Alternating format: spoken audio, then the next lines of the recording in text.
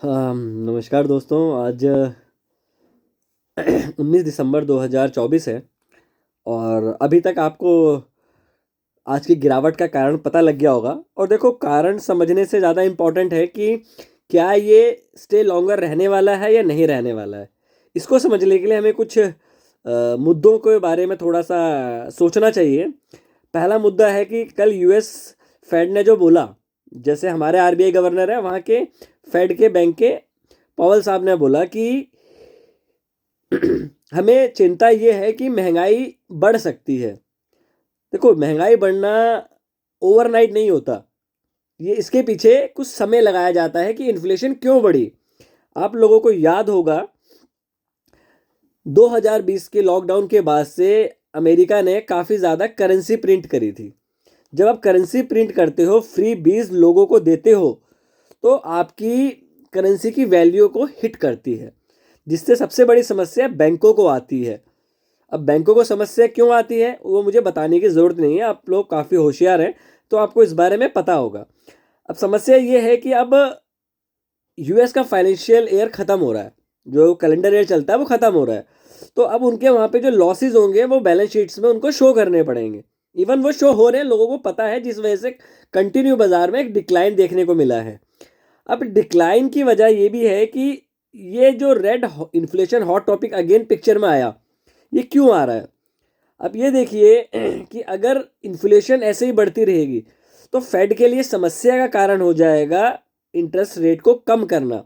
अगर interest rate कम होते हैं तो ये वहाँ की बैंकिंग व्यवस्था के लिए काफ़ी एक नेगेटिव और एक इन्फ्लेशन बढ़ाने वाला पॉइंट ज़्यादा क्रिएट कर सकता है। तो हमें ये अपनी इकोनॉमी के साथ इंटरलिंक करना है कि अगर वहाँ पे इन्फ्लेशन बढ़ेगी, या वहाँ पे इसको दूसरे सिनेरियो में समझते हैं कि जब से डोनाल्ड ट्रंप का पता चला है कि डोनाल्ड ट्रंप आपके नए गद्दी पे बैठने वाले हैं वहाँ पे, तो उन्होंने क्लियरली बोला है कि डॉलर को आप मार्केट से या डी डॉलराइजेशन आप नहीं कर सकते। अब क्यों नहीं कर सकते? उन्होंने बोला कि अगर आप ऐसा करने की कोशिश भी करोगे तो मैं आप पे हैवी टैरिफ लगा दूंगा। अब अगर इस तरीके से होगी तो साथ में आपके सारे एसेट्स क्लास जो गिरने लग जाती हैं, जैसे आपका बॉन्ड यील्ड्स ऊपर चली गई, आपकी डॉलर इंडेक्स में काफ़ी आपको उछाल देखने को मिल रहा है। एसेट्स क्लास का मेरा मतलब हुआ आपका गोल्ड गिर गया, सिल्वर गिर गया, आपका बिटकॉइन गिर गया, आपकी इक्विटी गिर गया। तो ये होती है एसेट्स क्लास। बट मेरा साथ में एक पॉइंट ऐड कर रहा हूँ कि आपका बॉन्ड यील्ड, डॉलर इंडेक्स अगर ऊपर जाएगा तो करेंसी डेप्रिशिएट होगी, और करेंसी हमारी डेप्रिशिएट होगी तो आपके जो ऑलरेडी ये अदर करेंसीज, मतलब और अदर करेंसीज देखे तो वहाँ पे भी एक अनस्टेबिलिटी वाला माहौल चल रहा है। कहीं पे रेट्स बढ़ रहे हैं, कहीं पे रेट पॉज हो रहे हैं, हमने कुछ भी नहीं किया है। कोई रेट घटाने की कोशिश कर रहा है। तो ओवरऑल अगर हम इकोनॉमी की बात करें, चाहे मैक्रो की देखें चाहे माइक्रो की देखें, एक अनसस्टेनेबल वातावरण बाजार में बना हुआ है। तो इस तरीके के बाजार में आप ऊपर नहीं जाते। अब बात करते हैं हमें कल क्या करना चाहिए। देखो, अगर ये गिरावट इन्फ्लेशन की वजह से आई है तो ये गिरावट बढ़ेगी। और अगर ये वन ऑफ है, क्योंकि बाजार किसी भी न्यूज़ को, वर्डिंग को इतनी तेजी से ग्रैब करता है कि वो उसका एक ही बार में कंक्लूजन खत्म कर देता है। अगर ये मुद्दा खाली इन्फ्लेशन का है, या हमने उसका जो इंटरप्रेट करा है फेड का कमिट वर्डिंग का, उसकी वजह से है, तो ये आपको रिलीफ रैली कल देखने को मिलेगी। हो सकता है 2-3 दिन आपको एक रिलीफ रैली देखने को मिले। निफ्टी में आप ऑलमोस्ट, अगर आप पूरे साल का चार्ट देखते हैं तो निफ्टी 21,700 से आपका मोटा मोटा 26,300 तक गया। मतलब 21 से अगर 26 जोड़े आपने, ऑलमोस्ट 5,000 पॉइंट की आपने रैली करी पूरे 2024 में, और वहाँ से आपने 3,000 पॉइंट गंवा दिए। तो अभी आप ट्रेड कर रहे हो मोटा मोटा 23,900 के आसपास। मतलब आपने पूरा 100 रुपीज़ में से 55 रुपीज़ गिव अप कर दिया इस साल में।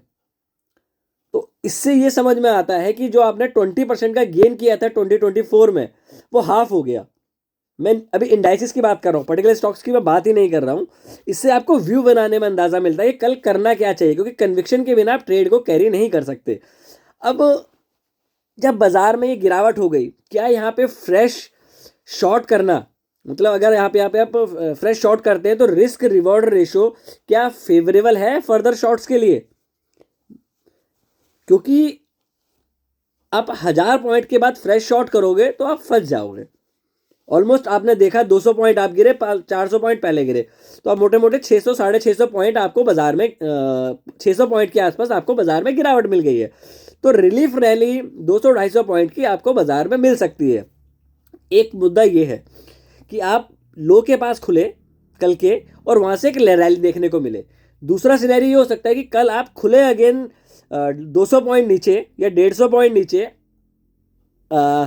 200 पॉइंट का मेरा मतलब हो गया आप 150-200 पॉइंट अगर नीचे खुलते हैं तो आप लो के आसपास आ जाएंगे। अगर आप लो के आसपास आ जाएंगे तो आपको चांसेस है कि एक पुल बैक रैली देखने को मिले जो कि आपको एक 150 से 200 पॉइंट के ऊपर का मोमेंटम दे सकती है। तो कल के लिए अगर हम ट्रेड प्लान की बात करें तो फ्रेश शॉर्ट अभी एक फेवरेबल ट्रेड नहीं बनेगा। कारण इसका ये है कि आप ऊपर से 600 पॉइंट गिरे हो। अब देखो और 400 पॉइंट गिर सकता है बाजार, उसमें कोई कोई आपको इफ या बट नहीं होना चाहिए बाजार में। बट बाजार क्या है, एक मीन से दूर हो जाता है। जब बाजार मीन से दूर हो जाता है, अगर आप 5 मिनट का आज का चार्ट लगाएं तो निफ्टी 5 मिनट में 220 से दूर था। तो मैंने निफ्टी में कॉल लेने की कोशिश करी और जब मैंने वो कॉल ली, वो कॉल ऑलमोस्ट मेरे बाइंग प्राइस से मैंने 90 कुछ के आसपास ली थी, 192 नहीं 195 या 6 के आसपास ली थी। वो 230 तक गई, मतलब मुझे 30-40 पॉइंट्स इजीली मिल रहे थे within a 2 hour span. But बाजार में होता क्या है कि जब इस तरह का मोमेंटम है, क्योंकि अनसर्टेनिटीज है, क्योंकि किसी भी किसी की हिम्मत नहीं थी बाजार में आज बाइंग करने की इस इवेंट्स के बाद। बट अगर एफआईज को माल बेचना है तो बाजार को पहले ऊपर ले जाया जाएगा, दोबारा वहां से बाजार में माल को डिस्ट्रीब्यूट किया जाएगा। तो अगर कंटिन्यू बाजार में सेलिंग आएगी तो एफआईज भी नीचे नहीं बेचेंगे, वो भी बाजार को ऊपर ले जाके नीचे बेचने की कोशिश करेंगे।